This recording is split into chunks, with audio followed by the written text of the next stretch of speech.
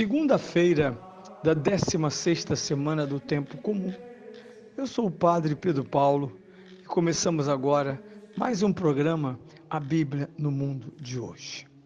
Bem, estamos no fim do capítulo 6 de São Marcos, que vem sendo lido desde seu início, porque estamos de fato ouvindo a redação de São Marcos sobre a pessoa, a memória, a mensagem, os gestos e a vida de Jesus de Nazaré, o Cristo.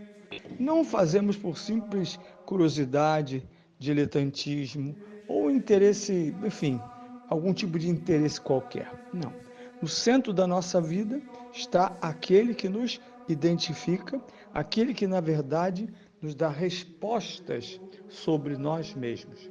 No fundo, a pergunta do quem eu sou, por que isso está acontecendo, para onde vou, essas questões que não são indiferentes, não são pequenas, nem podem ser simplesmente ignoradas, já que a alienação tem preços, mas que precisam, isso sim, de um ponto de partida, de uma referência, de um fundamento. E exatamente o Evangelho, o fundamento do que somos, do que fomos, do que seremos, de tudo aquilo que ocorre conosco em termos macro-organizativos, porque o meu dia a dia é levado por mim, mas fundamentado na graça de Cristo, na pessoa de Cristo, eu oriento-me moralmente, socialmente, pessoalmente, pelos princípios morais dados, expressos pelo Cristo e pela Igreja. Já que aqui temos um conjunto interessante, que são os Evangelhos e os outros escritos do Novo Testamento. Portanto, o Evangelho não pode ser arrancado, não é secundário, por mais que São Paulo tenha uma escrita maravilhosa e aprofundada do Quérigma, na verdade o que ele fez, com a graça do Espírito Santo, foi tornar possível uma maior e mais profunda compreensão do mistério de Cristo, do Evangelho. É da sua evangelização pessoal que São Paulo tem, então, material para a sua genialidade. Ele é judeu, convertido, rabino, convertido, e ele tem, sobretudo, um profundo conhecimento das culturas e das línguas do seu tempo. São Paulo conhece o hebraico, o aramaico, conhece o grego e o latim. Sua cidade é uma cidade romana, Tarso. Por isso, mesmo a genialidade desse homem, escolhida para universalizar a fé, isto é, tornar a fé conhecida pelos gentios, como uma fé de iguais, não há grego, nem judeu, nem escravo, nem livre, tudo isso faz parte dessa grande visão do Cristo que São Paulo teve nas ruas para Damasco, mas que também o Espírito Santo, ao recebê-lo, o torna madura esta visão. Mas São Paulo, por mais genial que fosse, diante dele está a sua fonte. Qual é a fonte de São Paulo? A fonte de São Paulo e de todos os outros escritos do Novo Testamento é o Evangelho. Por isso, conhecer o Evangelho não é obra de curiosidade. Eu vou à missa, ouço alguma coisa, o padre diz alguma coisa e a vida continua. Nós católicos precisamos, não porque eu não tenho dúvida que a nossa profundidade é menor do que toda essa lavagem cerebral feita por seitas para dar a impressão de que seus fiéis são muito preparados. Tudo isso é bobagem. Tudo isso é bobagem.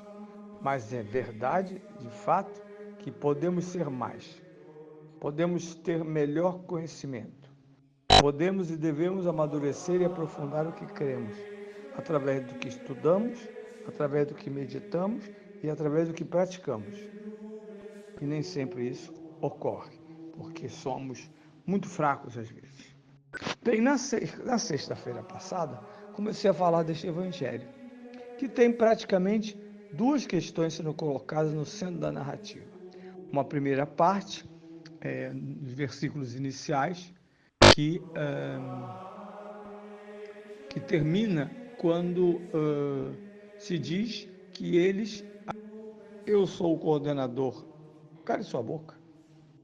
Porque, na verdade, ninguém é dono, patrão ou, em última instância, coordenador. Todas ovelhas. A grande diferença das ovelhas está em outro aspecto. Qual é o ministério dessas ovelhas? Qual o sacerdócio dessas ovelhas? Alguns têm o ministério ordenado entre as ovelhas e outros têm o ministério universal do batismo.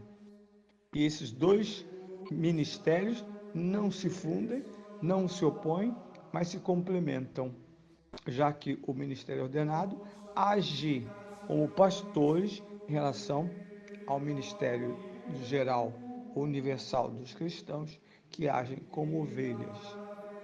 Mas todas ovelhas, cada um segundo o seu ministério. Agora, aqui é muito claro, eu sou administrador das coisas de Deus. Aliás, Jesus distribuiu parábolas para falar dos administradores, dos servos, daquele que esconde dinheiro embaixo da terra, daquele que, como semente ruim, se deixa cair ou se deixa contaminar pelo mal, pelos espinhos, pela terra não profunda e superficial. Aqueles que não geram frutos, que permanecem vivos, intactos, debaixo da terra. Não, esses apóstolos precisam voltar e prestar conta. É necessário voltar a Jesus e dar-lhe plena satisfação. Isso esvazia o coração, enche a alma e, sobretudo, permite a Jesus, mestre dedicado e observador, corrigir. Dizer, não é bem assim. E, ao mesmo tempo, confirmar a mão de Deus e o reino de Deus que eles mesmos estão vendo. Mas Jesus também, como bom mestre, precisa amadurecer esse vulcão, essa erupção de emoções que podem causar alguma confusão, como, por exemplo, acharem-se donos de dons e tornar-se mercenário dos dons. É preciso corrigir e manter isso sobre olhos. Mas também, do ponto de vista humano, esses homens estão exaustos. Talvez continuassem mais tempo lutando contra os demônios, curando os doentes e, sobretudo, ensinando. No entanto, Jesus diz: não, vamos descansar. Vinde comigo para um lugar isolado e descansai um pouco. A caridade de Deus. E aqui temos um tema que eu não tratei na sexta-feira, esse convite que Cristo faz. Hoje há um verdadeiro impedimento para esse convite. Ir para um lugar destacado, descansar, parar. Muitas vezes as nossas missas, eu vou repetir isso de modo incansável. Eu vou a missa para rezar, chegar lá tem gente ensaiando música, conversando. Ministros, eu digo a ministra da comunhão de costas para o Santíssimo, batendo um papo lá com as amigas. Quer dizer, a perda total de bom senso. A igreja tem que ser um túmulo de palavras humanas para ser um campo de palavras divinas semeadas. Menos palavras humanas, mais palavras divinas. E as palavras humanas, quando respondem às palavras divinas, entram no rito e se tornam parte da eficácia da revelação. Ou seja, como o nosso povo diz, não é conversa, a missa não é conversa jogada fora. É que você atende telefone, se bebe água, se sai, se volta, se cruza as pernas como se tivesse um silêncio. Enfim, uma série de comportamentos que indicam que eu não aceitei o convite de Jesus. Vinde para um lugar isolado e descansai. Às vezes até nós padres, não sei, hoje em dia está tudo muito diferente, mas até nós padres, às vezes precisamos desse silêncio para preparar uma missa, para se paramentar. Hoje as capelas, as igrejas, não têm sacristia no sentido estrito. Fica tudo pendurado no armário, tanto a roupa do padre são paramentos, quanto as vestes litúrgicas dos ministros, né, extraordinários. Você vai lá e cata. E é muito comum a pergunta, quando a gente vem de fora de uma paróquia: se eu trouxe sua roupa, diz a mocinha. Eu digo: olha, eu estou vestido, não trouxe paramentos. Aí todo mundo ri, mas é um modo de dizer que tem uma coisa errada aqui. Só não está entendendo onde está e o que está fazendo. E desaparecer o sacristão, no sentido estrito, né? E isso faz com que, muitas vezes, ao entrar numa sacristia para preparar a Santa Missa, você tenha tudo menos silêncio.